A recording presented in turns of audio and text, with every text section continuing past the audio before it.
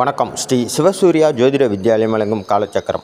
நான் சிவசூர்யா செந்தில்குமார், கோவில் நகரம், கும்பகோணத்திலிருந்து.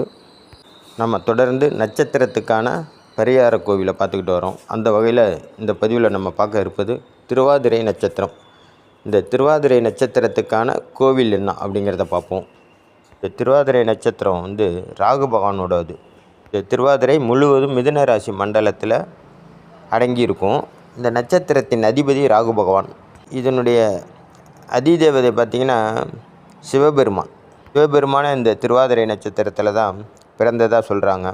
நட்சத்திரங்கள்லே 2 நட்சத்திரத்துக்கு தான் மரியாதையோடு கூப்பிடக்கூடிய நட்சத்திரங்கள். ஒன்று திருவாதிரை, இன்னொன்று திருவோணம். இந்த திருவாதிரை நட்சத்திரம் சிவபெருமானுக்கு உடையது, திருவோண நட்சத்திரம் பெருமாளுக்கு உடையது. அப்படிப்பட்ட ஒரு தெய்வ கடாட்சம் உடைய ஒரு நட்சத்திரம் தான் திருவாதிரை நட்சத்திரம். திருவாதிரை நட்சத்திரத்தில் பிறந்துட்டாலே அவங்களுக்கு மிதுன ராசி மண்டலமாக வந்துடும். மிதுன ராசி அவங்களுடைய ஜென்ம ராசியாக வந்துடும்.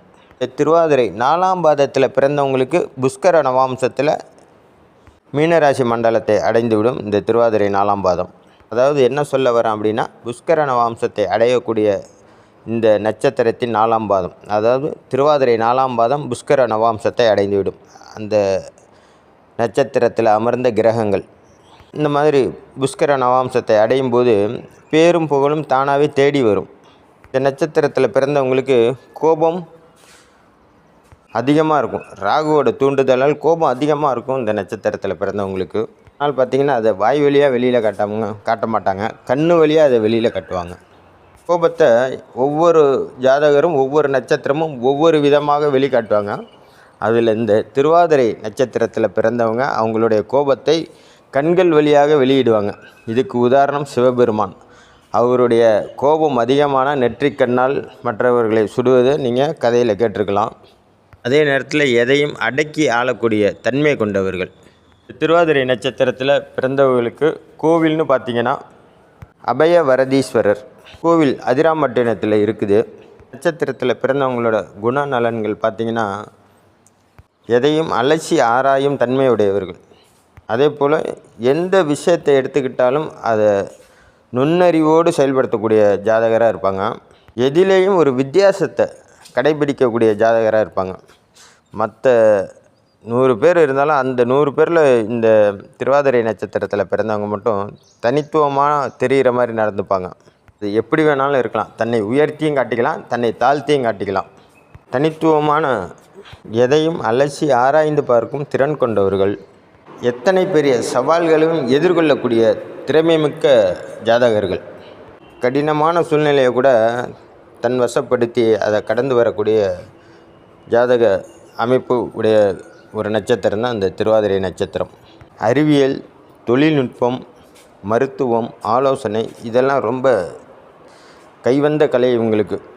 இதிலெல்லாம் நல்ல பேர் வாங்கின ஜாதகராக இருப்பாங்க திருவாதிரை நட்சத்திரத்தில் பிறந்தவங்க. பொதுவான குணம்னு பார்த்தா யார்கிட்ட எப்படி நடந்துக்கணும் அப்படிங்கிறது அவங்களுக்கு தெரியும். அதே போல் சிறந்த சிவபக்தனாக இருப்பாங்க இவங்க. திருவாதிரை நட்சத்திரத்தில் பிறந்தாலே நெத்தி நிறைய விபூதியும் குங்குமமாக தான் இருப்பாங்க. நல்ல தெய்வ சிந்தனை உள்ளவர்கள், நல்ல பக்திமான். எந்த வேலையை கொடுத்தாலும் நல்லா சிறப்பாக செய்து முடிக்கக்கூடிய நபராக இருப்பாங்க. இது மாதிரி உள்ள ஜாதகர்கள், அதாவது திருவாதிரை நட்சத்திரத்தில் பிறந்த ஜாதகரோ ஜாதகியோ உங்கள் வாழ்நாளில் ஒரு முறையாவது இந்த கோயிலுக்கு போயிட்டு வாங்க. அதிராம்பட்டினம் அபயவரதீஸ்வரர் இந்த கோயிலுக்கு போயிட்டு வாங்க. நட்சத்திர அதிபதியை வழிபாடு பண்ணுறது வேறு, நட்சத்திரத்துக்கு ஏற்படக்கூடிய தோஷத்தை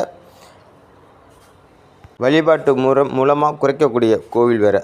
அந்த வகையில் நீங்கள் இந்த திருவாதிரை நட்சத்திரத்தின் அதிபதியான ராகு பகவானாக இருந்தாலும் அதனுடைய அதிதேவதையை நீங்கள் வணங்கி வர்றது ரொம்ப சிறப்பு.